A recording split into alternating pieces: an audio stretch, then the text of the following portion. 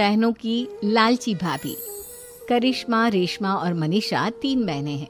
उनका एक भाई भी है, मयंक। मयंक अपनी बहनों को बहुत प्यार करता है, लेकिन मयंक की पत्नी सविता इस मामले में मयंक से बिल्कुल ही अलग है।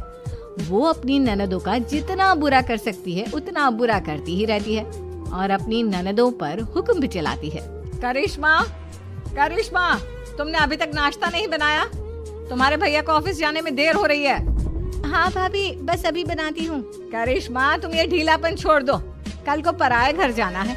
वहाँ अगर तुम इस तरह से काम करोगी तो लोग क्या कहेंगे कि माँ ने और भाभी ने कुछ सिखाया नहीं। और तुम्हारी दोनों बहनें कहाँ है?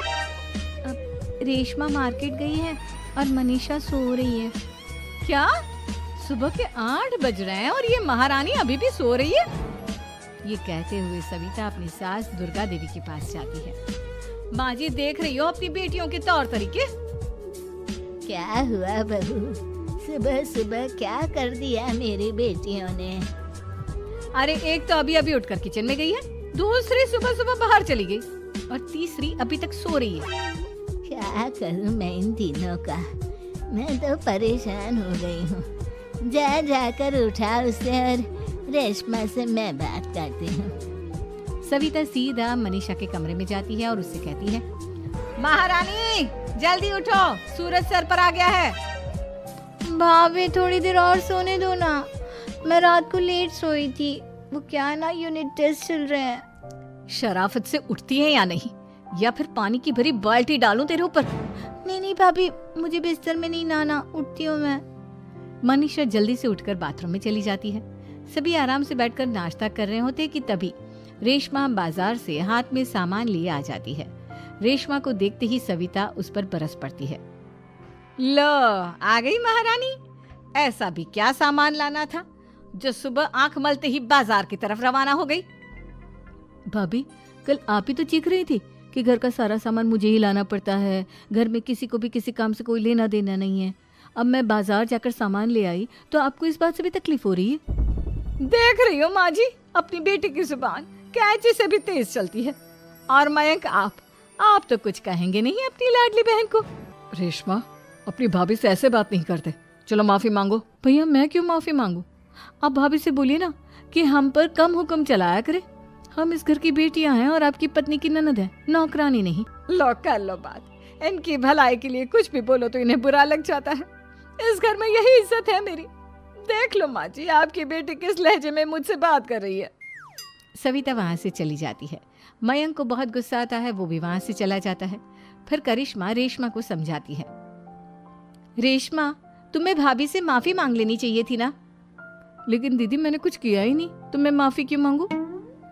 हाँ करिश्मा दीदी, रेशमा दीदी जैसे ही घर में आई भाभी ही उन पर चिल्ला रही थी। हाँ, मैं मानती हूँ कि गलती भाभी की थी। मैं तो इसलिए बोल रही हूँ कि भाभी ने माँ को तो पूरी तरह अपने वश में कर लिया है। वो हमारी बात सुनती ही नहीं। मयंक भैया हमारे लिए हमेशा खड़े रहते हैं, इसलिए उनकी बात का मान तो तुम्हें रखना चाहिए था ना। कोई फायदा नहीं दीदी, कुछ दिनों की बात और है, भाभी उन्हें भी हमारे खिलाफ भड़का देंगी। फिर वो भी माँ की तरह हमारी किसी बात का विश्वास नहीं करेंगे। इसी तरह सविता अपनी तीनों ननदों को किसी न किसी बात पर परेशान करती रहती थी।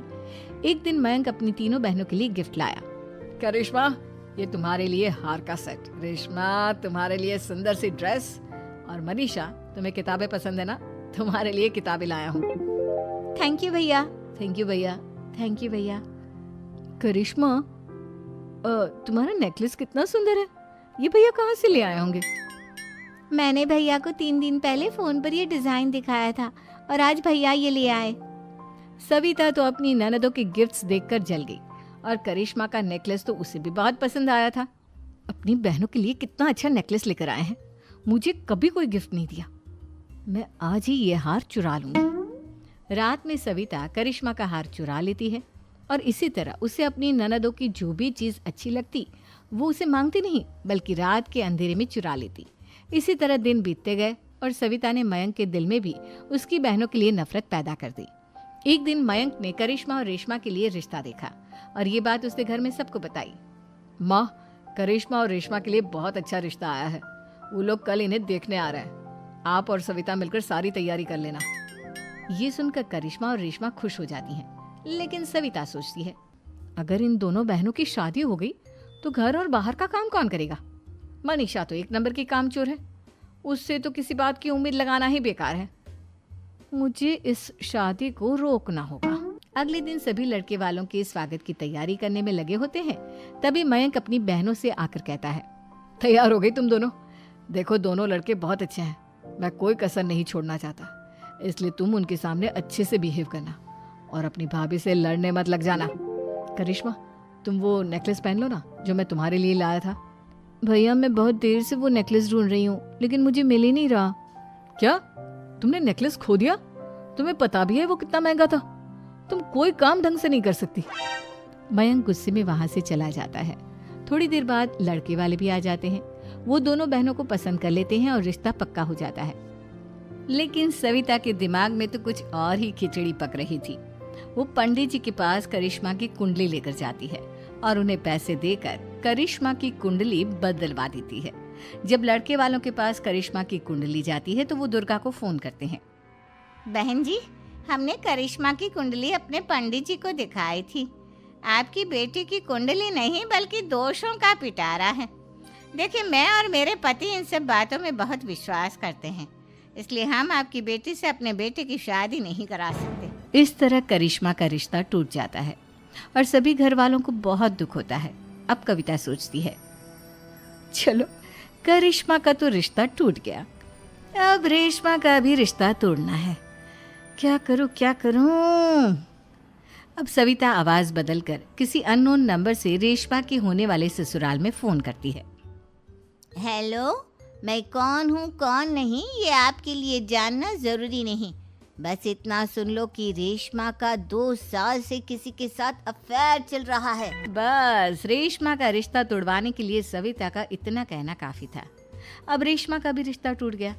मयंक और दुर्गा देवी ने रेशमा को खूब खरी खोटी सुनाई और उससे बार बार उस लड़के के बारे में पूछने लगी। आप दोनों मुझे क्यों परेशान कर रहे हो? अरे कोई लड़का होगा मेरी लाइफ में तो मैं बताऊंगी ना, जब कोई है ही नहीं तो कहाँ से लाऊं मैं कोई लड़का? तो तेरे होने वाले ससुराल वालों को फोन किसने किया था? माँ, मैं नहीं जानती किसने फोन किया था, मैं सच कह रही हूँ। मैं तो पहले ही कह रही थी इसकी लगाम खींच कर रखो, लेकिन मेरी सुनता ही कौन है। आप चुप रहिए भाभी, ये सब आपका ही किया धरा है। अब तीनों बहनों को विश्वास हो जाता है कि ये सब उनकी भाभी ही कर रही है। तीनों बहनें अपनी भाभी को सबक सिखाने के लिए एक वकील कर लेती है और घर में हिस्सा मांगना। देखो भैया, माँ बाप की जायदाद में